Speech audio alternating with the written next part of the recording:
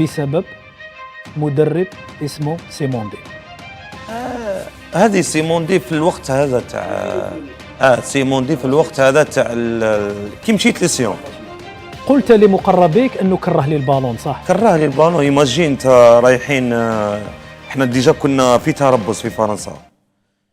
ايماجين انت 24 جوار رايحين نشاركوا، يعني كان عندنا ماتش اميكال، كنا رايحين نشاركوا في 24 جوار غير انا اللي ما قال لي ما تلبش.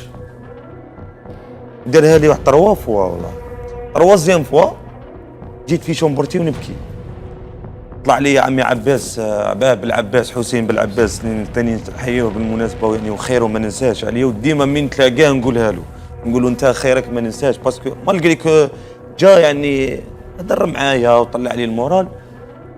ومن بعد جا تليفون اني شوف ربي سبحانه، انا كنت في شومبرتي قلت لك نبكي غاضتني روحي منه، كنت نلعب سما، كنت نقول لك كنت خير منهم في الوقت هذاك. في لونطريمون كنت باغ اكزومبل ندير عبسه مليحه ولا نطيح جوار ولا يدوروا يلعبها شغل مش يشوف لونطريمون. والله يدور راسه يعني حقد عليا حقد ما درت له والو.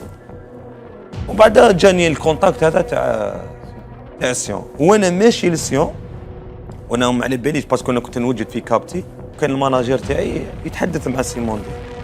عباك واش قال له يعني ما لقيتوش تدي لي جوار يعني من هادو كامل ديت جابوه.